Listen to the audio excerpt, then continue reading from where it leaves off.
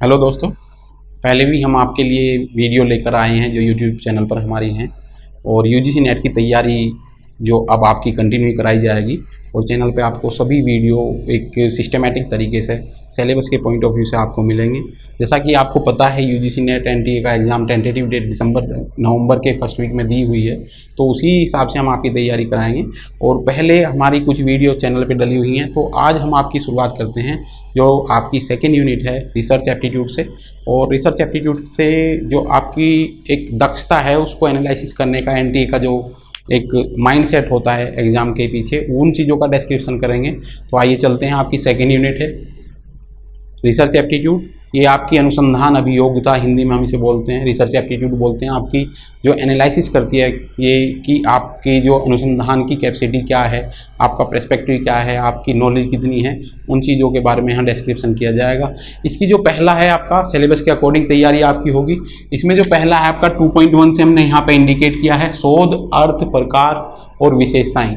इनमें से आपको एक और दो क्वेश्चन जरूर मिलते हैं। उन चीज़ों को मैं हाईलाइट करूँगा, आप जिनके कहाँ से क्वेश्चन आपके पूछे जाते हैं, किस तरीके से हम इसका इंट्रोडक्टरी देंगे, वो भी चीज़ें आपको यहाँ फोकस की जाएंगी। तो ये आपका 2.1 है, सिलेबस का पहला पॉइंट है जो आपका एनटीए ने इम्प्रूव करके दिया है, जो पिछली बार रिवाइज किया है सिलेबस, उसके अकॉर्डिंग ये क्लास है। शोध, अर्थ, प्रकार और विशेषताएं, प्रत्यक्षवाद और उत्तर प्रत्यक्षवाद, इन पॉइंटों पे पूरे लेक्चर में आपका फोकस होगा। कहाँ कहाँ से वो क्वेश्चन पूछते हैं वो चीज़ों का डिस्कशन आपका किया जाएगा। इसमें स्टार्ट करते हैं। रिसर्च क्या है, अनुसंधान क्या है। बेसिकली बैकग्राउंड जो बनती है आपकी लेक्चर की, वो रिसर्च से पहले कुछ चीज़ें ऐसी डिस्कस की जाती हैं जो आप रिसर्च क्या है, इसका यूटिलाइजेशन क्या है, आप एनटीए में क्यों पढ़ते हो इसे, उन चीज़ों पे फोकस किया जाएगा। रिसर्च से पहले खोज और अनुसंधान वर्ड को भी हम एक्सप्लेन करेंगे। खोज क्या है, जो पहले से विद्यमान है और हमारे सामने अभी आया है। आविष्कार क्या है, क्रिएटिविटी को शो करता है और जो बनाया गया है अभी, जैसे थॉमस एल्वा एडिसन ने बल्ब का आविष्कार किया। और अनुसंधान क्या है हमारा, वो पुनः खोज पर जोर देता है, यानी रिसर्च, पुनः खोज करना, पुराने तथ्यों का सत्यापन करना, नए का हम खोज करते हैं। तो रिसर्च दो शब्दों से मिलकर बना है, री प्लस सर्च, पुनः खोज करना या कुछ नया जानने संबंधी। खोज या अनुसंधान जांच की एक सिस्टमैटिक, व्यवस्थित और विधि पूर्वक प्रक्रिया है। यहाँ से आपके क्वेश्चन पुटअप होते हैं। व्यवस्थित, सिस्टमैटिक है। तो आपका 2013 से पहले ये क्वेश्चन बहुत आपका आता था कि बेसिक स्टेप ऑफ रिसर्च क्या है, उन चीज़ों पे फोकस किया जाता था, उन चीज़ों के बारे में बताया जाता था और वहाँ से आपका क्वेश्चन पुटअप होता था। तो यहाँ व्यवस्थित जो वर्ड है, यहाँ से इंडिकेशन करना है और आपको यहाँ पे बहुत अच्छा क्वेश्चन मिलते हैं। और व्यवस्थित का मतलब यहाँ पे सिस्टमैटिक जो प्रोसेस है आपका, उसकी तरफ इंडिकेशन करता है। आपका टीचिंग एप्टीट्यूड जो आपकी पहली यूनिट है, उसमें से क्वेश्चन आपके पूछे जाते हैं। वहाँ से अब ये पॉइंट आप नोट कर लेना, महत्वपूर्ण पॉइंट है यहाँ से। एक तो टीचिंग एप्टीट्यूड में आपका क्वेश्चन है basic step of teaching. Teaching के हमारे बेसिक स्टेप क्या हैं। हम क्लासरूम में जाते हैं, पहले सबसे पहले हम टॉपिक का निर्धारण करते हैं, हम पाठ्य सामग्री जो है उसका कलेक्शन करते हैं, उसका प्रेजेंटेशन करते हैं। वहाँ पे देखोगे डिस्कशन होता है हमारा, मूल्यांकन करते हैं, रिवाइज करते हैं। इस टाइप के आपके मेथड हैं वहाँ पे। टीचिंग एप्टीट्यूड में से आपके दो क्वेश्चन यहाँ से रेज होते हैं और वो कई बार आपके एनटीए आपसे पूछता है। Basic step of teaching, basic step of evaluation, मूल्यांकन के सोपान क्या हैं। Basic step of research third point है आपका। बेसिक स्टेप ऑफ कम्युनिकेशन आपका ये फोर्थ पॉइंट है। तो हम ये व्यवस्थित वर्ड में ही आपका एक क्वेश्चन आपको यहाँ मिल जाता है। बेसिक स्टेप हमारे क्या हैं, किन प्रोसेस से हम होकर के गुजरते हैं, इसी का एक महत्वपूर्ण क्वेश्चन है। एक्शन रिसर्च के बेसिक स्टेप आपसे पूछ लिए जाते हैं, स्टेप पूछ लिए जाते हैं, वहाँ से आपका कोड करना वो पूछ लिया जाता है। तो यहाँ से व्यवस्थित और विधि पूर्वक प्रक्रिया ये है कि हम स्टेप बाय स्टेप इससे निकलते हैं। और रिसर्च हमारी क्या है, प्रोसेस है। ये प्रोसेस का मतलब कंटिन्यू और क्रमबद्ध और सिस्टमैटिक हमारी चलने वाली प्रक्रिया है। तो व्यवस्थित और विधि पूर्वक प्रक्रिया है या विधिवत अन्वेषण है, सिस्टमैटिक इन्वेस्टिगेशन हमारी रिसर्च कह सकते हैं। अब रिसर्च के लिए हम क्यों करते हैं, एक यहाँ पे मैं आपको एक चीज़ बताऊंगा क्यों करते हैं। सबसे पहले कि यहाँ पे ह्यूमन बीइंग जिज्ञासु है, वो जानना चाहता है, हम नए तथ्यों की खोज करते हैं। जैसा कि हमने टीचिंग में भी कई बार बताया कि जो हमारा सोसाइटी है वो डायनेमिक है। डायनेमिक होने के साथ साथ हमारा टीचिंग सिस्टम भी इसी तरीके से बदलता है जैसे कि हमारे सोसाइटी का परिदृश्य बदलता है। जैसे आप नवंबर 2019 की कंपैरिजन करेंगे और दिसंबर 2019 का कंपैरिजन करेंगे तो हमारा जो एजुकेशन सिस्टम है उसमें आप देखोगे इतना ट्रांसफॉर्मेशन हो जाएगा। जो हमारा ये कोरोना पीरियड चल रहा है, इसमें आपकी क्लास ऑफलाइन से ऑनलाइन की तरफ गई हैं। तो जैसी हमारी सोसाइटी की रिक्वायरमेंट होगी, नीड होगी, उसी तरीके से हमारा टीचिंग मेथड भी बदलेगा। जैसी हमारी सोसाइटी का सिस्टम बदलता है तो हमारी प्रॉब्लम्स के स्वरूप भी बदल जाते हैं। अब प्रॉब्लम का समस्या हमारे सामने आई है, नई समस्या आई है, तो उस समस्या का समाधान खोजने के लिए भी हम रिसर्च करते हैं। अपने दैनिक जीवन में समस्या आती है, उनके बारे में भी समाधान खोजने के लिए हम रिसर्च करते हैं। नया जानने संबंधी जो प्रक्रिया है वो हमारी रिसर्च है। तो हम रिसर्च क्यों कंडक्ट करते हैं? क्योंकि हम अपने ज्ञान में भी वृद्धि करते हैं, समस्याओं का समाधान करते हैं, और जो हमारे चारों तरफ हमारी समस्याएं हैं उनका समाधान खोजने के लिए हम रिसर्च कंडक्ट करते हैं। ये आपका बेसिक है, इंट्रोडक्टरी है। इसमें यहाँ पे आप देखोगे किसी नई घटना से परिचय होना।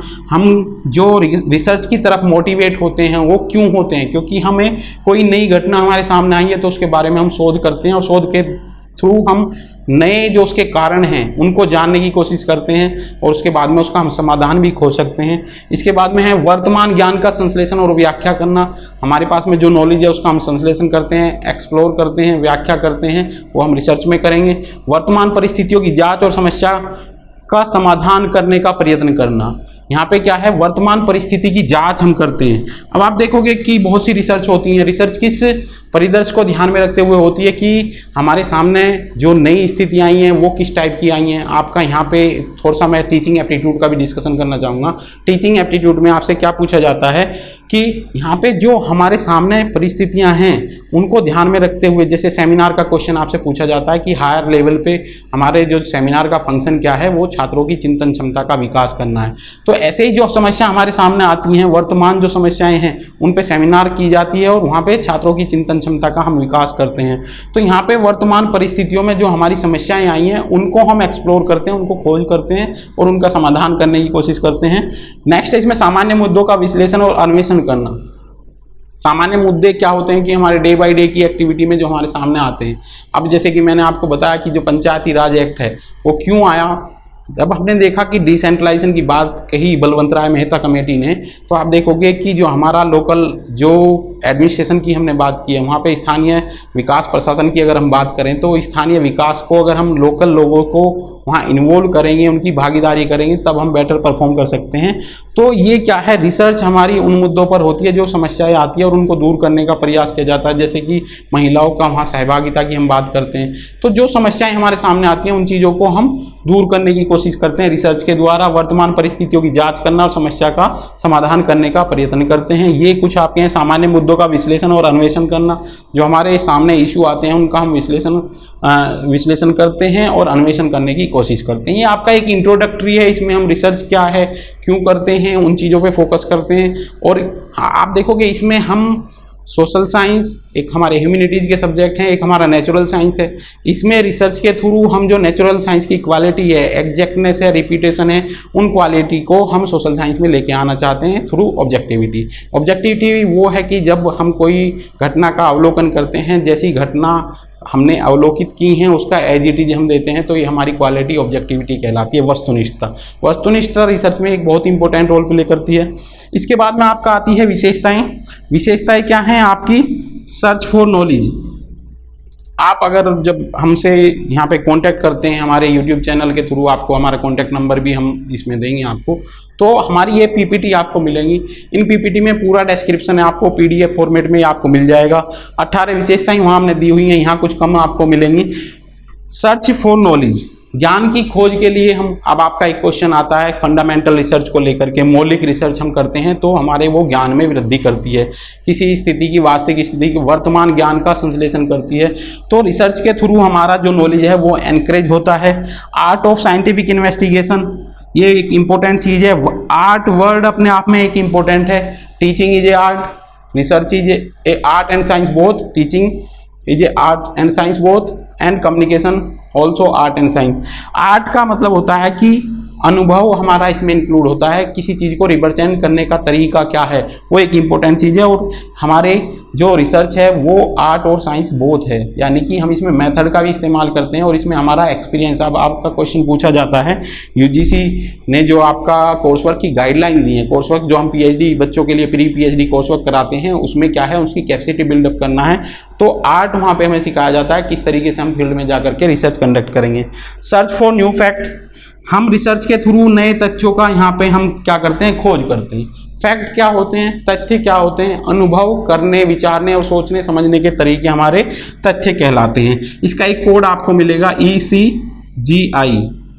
सोशल फैक्ट हमारा क्या है, सामाजिक तथ्य क्या है, इमाइल दुर्कहाइम का ये कॉन्सेप्ट है, सोशियोलॉजी में डिस्क्रिप्टिव दिया गया है। ECGI ये एक आपको कोड मिल गया यहाँ पे। सामाजिक तथ्य क्या होते हैं, सोचने, विचारने और अनुभव करने के तरीके होते हैं। हमारा माइंडसेट देखोगे कि आप एक काफ़ी टाइम में बदलता है, जबकि हम मटेरियल गुड्स बहुत जल्दी अडेप्ट करते हैं। एक्सटीरियरिटी, बाह्यता। सोशल फैक्ट का मतलब ये होता है कि आप अगर रेड लाइट पे जा रहे हैं और रेड लाइट आपने देखी तो आप रुक गए, यानी कि हमारा व्यवहार सोसाइटी में जो साइन सिंबल देख करके कंट्रोल होता है, सोसाइटी के द्वारा हमारा व्यवहार नियंत्रित होता है। तो बाह्यता है, बाध्यता है, हमारा एक पर्टिकुलर व्यवहार करने के लिए बाध्य करता है। जनरलिटी, सामान्यता है, हर सोसाइटी में मिलता है। और इंडिपेंडेंट, स्वतंत्र है ये। तो तथ्य हमारे सोचने विचारने के तरीके होते हैं, और सोचने विचारने के तरीके जैसा मैंने अभी बताया, टेक्नोलॉजी हमने अडेप्ट कर ली है, पर सोचने विचारने के तरीके हमारे बहुत दिनों बाद बदलते हैं। तो ये आपके तथ्य होते हैं। एक हमारा वेरिएबल आएगा चर। चर क्या है, जो किसी स्थिति में बदलाव लाने की क्षमता रखते हों, जैसे कि आयु एक एज चर है। एक 5 साल का बच्चा और उसके कंपैरिजन में अगर हम करें 20 साल का कोई व्यक्ति है, तो वो 20 साल का व्यक्ति, उसके समझदारी का लेवल 5 साल के बच्चों से इन जनरली ज़्यादा होगा। तो चर क्या है, किसी स्थिति में बदलाव लाने की क्षमता रखता हो, वेरिएबल कहलाते हैं। वेरी वर्ड से बदले हैं बदलाव। तो ये चर है, ये सोशल फैक्ट है। इन चीज़ों का डिस्कशन करना है, डीपली आपको समझना है, ये अनुसंधान में आपके लिए कंपल्सन है। इसके बाद में है a movement from known to unknown, known to unknown है। यहाँ पे आपका क्या है कि जो हमारे पास में नॉलेज है उससे हम, जो हमारे पास में नॉलेज नहीं है, वहाँ तक पहुँचने की कोशिश करते हैं। इसके बाद में आपका एकेडमिक एक्टिविटी है। आपका API स्कोर आता है, एकेडमिक प्रोग्रेस इंडिकेटर हम उसे बोलते हैं। रिसर्च आपकी एकेडमिक एक्टिविटी में काउंट होती है। कितने आपने गाइड किए हैं, कितना आपके प्रोजेक्ट हैं, कितनी आपके रिसर्च पेपर हैं, PhD किया हुआ है आपने, डॉक्टरेट किया हुआ है, DLiT किया हुआ है, ये आपकी एकेडमिक एक्टिविटी का इंडिकेटर होता है। इसके बाद में आपका define and redefine research problem. हम परिभाषित करते हैं, जो हमारी रिसर्च की समस्या है उसको परिभाषित करते हैं और रीडिफाइन करते हैं। रीडिफाइन का मतलब, मैंने आपको टीचिंग में एक चीज़ इंपॉर्टेंट बताई थी, यहाँ पे हमने बताया कि डायनेमिक है। डायनेमिक का मतलब क्या है कि टीचिंग भी हमारी डायनेमिक एक्टिविटी है। डायनेमिक का मतलब कि वैदिक काल में ज्ञान की प्राप्ति हम मोक्ष के लिए करते थे, जबकि आज हमारा प्रोफेशन हो गया है, व्यवसाय हो गया है। तो डायनेमिक का मतलब है कि सोसाइटी जैसे डायनेमिक होगी वैसे ही हमारी प्रॉब्लम के प्रकार भी बदलेंगे। पहले समस्या थी कुपोषण की, आज है प्रोटीन कंजप्शन की, बच्चों में मोटापे की समस्या आ गई है। तो आप देखोगे चक्र चल रहा है। पहले कुपोषण की समस्या थी, आज आपके मोटापे की समस्या है। आज हम ज़्यादा ओवर ईटिंग कर रहे हैं बच्चे, और बच्चे फैटी हो रहे हैं। तो मेट्रो सिटी में सबसे ज़्यादा प्रॉब्लम ये रेज हो रही है। तो जैसे मैंने टीचिंग को आपको बताया, टीचिंग का स्वरूप ऐसे ही बदलेगा जैसे समाज का स्वरूप बदला है, ऐसे ही रिसर्च को हम बता रहे हैं। रिसर्च में प्रॉब्लम भी, समस्याएं उसी प्रकार की आने लगेंगी जैसे हमारा सोसाइटी का स्वरूप बदलेगा।